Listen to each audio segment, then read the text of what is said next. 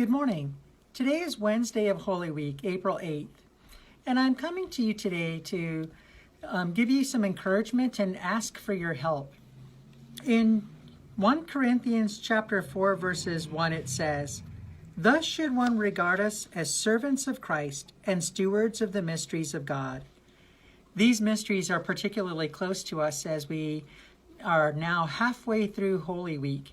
And as we enter into the most sacred Easter Triduum tomorrow, Thursday, Friday, and Saturday, 3 days taken as one day, when we commemorate the institution of the Most Holy Eucharist and the institution of a new priesthood and a priestly people, on Friday we'll remember the great gift of self, that tremendous sacrifice by which Jesus won for us salvation and forgiveness of sins, and then that long, lonely day on Saturday until we get to the Easter Vigil, and then Sunday proclaim the great Hallelujah, Jesus Christ is risen. Being a steward, the church teaches us that we're all called to support the material efforts of the church, the missionary efforts of the church, and that's why I've come to you today. We just had a finance council meeting last night, and at our finance council meeting we reviewed the third quarter numbers for our parish. And as you might guess, those numbers are not very good. We find ourselves making a tremendous effort to be good stewards. When I first got here last summer, we began with a $90,000 on paper budget deficit. And through the hard work of our parish directors and finance council and myself, we were able to, on paper, come up with a balanced budget. Unfortunately, a lot of things have come into play that we weren't anticipating. And now we find ourselves entering into the fourth weekend where we won't be taking up the plate collection or affording people an opportunity to turn in their envelopes in a very easy way. So I've come to you today to give you some numbers and a powerful invitation. Right now we find ourselves with a $36,000 deficit relative to our budgeted income. So that means that without the last 3 weekends collections and the plate collections and envelope collections as normal, we find ourselves, instead of receiving $7,000 to $8,000 on a weekend, now receiving less than half of that. And I want to thank all of you who have made extraordinary efforts to bring your envelopes to the rectory and placing them through the door slot, or mailing your donations in, or also doing online giving. Thank you very much. That has been an essential element to our financial stewardship, and it's also been a wonderful encouragement to us. All of us are called to and able to contribute something, so I'm asking that you please take it to heart. I'm going to be myself making a little bit of an extra effort to contribute this weekend and in the weeks to come. You might want to think of creative ways. When I was growing up, I distinctly remember an experience with my dad, and I'd been given my allowance. And when we were at Mass, the little basket came by, and I was tempted to just hold on to my own. And I put my donation in and asked my dad, why do we do that? And my father really surprised me with his insight and his humility and his simplicity. And he said, when we give to God, God always gives us twice back. And I thought to myself, whoa, great. So I'm going to give my allowance and I'll get twice as much back. Well, that didn't happen, as you might imagine. It didn't happen in any of the way that I thought was going to happen. Not expected that I was going to get double my monetary giving.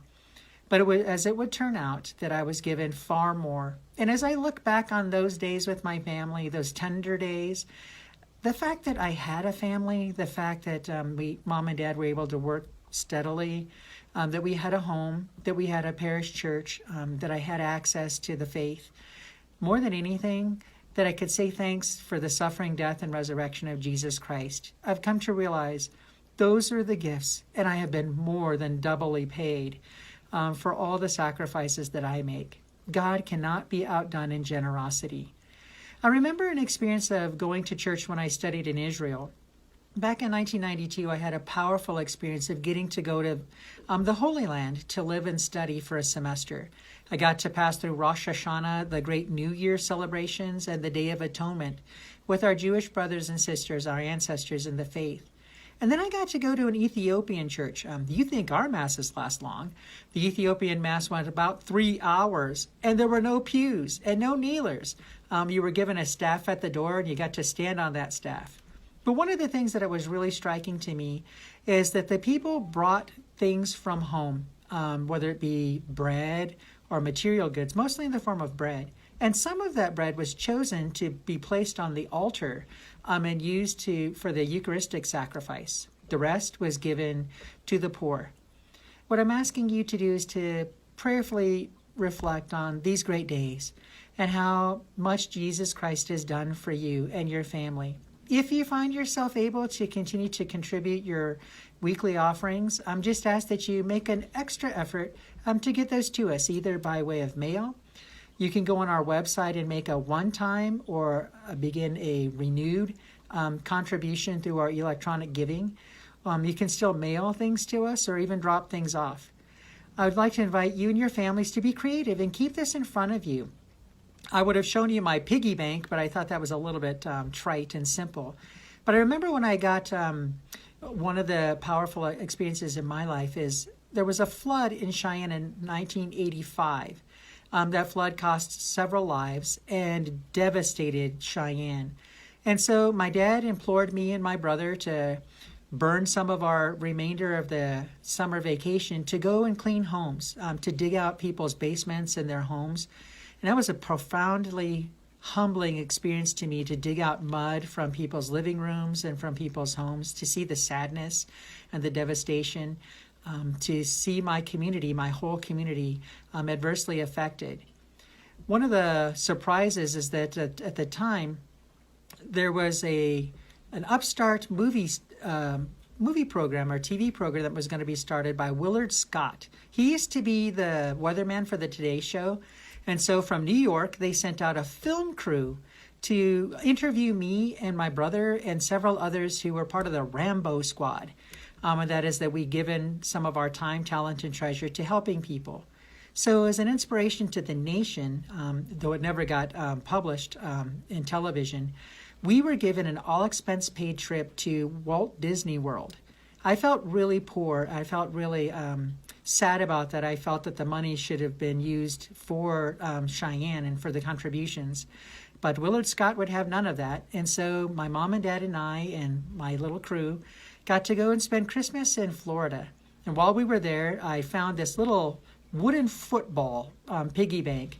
And now that wooden football is a reminder to me that we all can contribute something.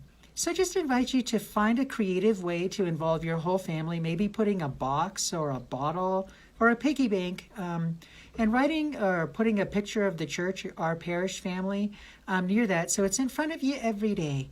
And consider what you would have given on a weekend to put in that piggy bank, or to invite your children to continue to pray and give what they can too. We understand that not everybody can give in the same way. Lots of people have been adversely affected, maybe lost jobs or have had other things just come up. And we completely understand. Every little bit helps. We want to be able to continue to support the material goods of the church so that we have a place to come back to with adequate heating and lights or air conditioning if it's in the summer. More than anything, we want to invite you to walk with us, continue to walk together as a family. We have wonderful staff that are in the ministries, and we're continuing to need to pay for that, their insurance and their salaries. We have a wonderful church building that's going to be 100 years old in August, and it needs a lot of upkeep and maintenance. Our lawns and properties continue to need to be attended to in a very wonderful way. I want to assure you that the Finance Council, myself and the directors are applying for loans, the government-approved loans at 1%, so that we can offset some of our expenses, and that'll be a big help to us. And we're also trying to do everything we can to minimize our expenses. But there comes a time when the expense side can be trimmed no more, and then we need to look at the revenue side. And that's why I've come to you. The law of the church, as you remember, we get to keep 90% of what God gives to us, and we're asked to give back 10%. 5% to the poor, 3% to our parish, and 2% to the diocese, out of gratitude for all that God has done for us. This time last year, I was in the throes of cancer. I was celebrating my last Holy Week with the people that I'd walked with for 9 years, and that was very painful for me. I couldn't yet announce that I was going to be moving, nor did you know yet that Father Kevin was going to be moving. But this year has been extraordinary for me. I've had cancer surgery, and I've recovered from that, and I continue to recover. I've come to know many of you, and have experienced many graces and many acts of kindness. You may remember for the first 4 or 5 weeks that I was here, meals were being brought to me, and that was a tremendous encouragement and inspiration to me. I thank you for all those who helped and for all those that have welcomed me this year. And I look forward to continuing this journey, this odyssey together, especially when we're able to pray the Mass.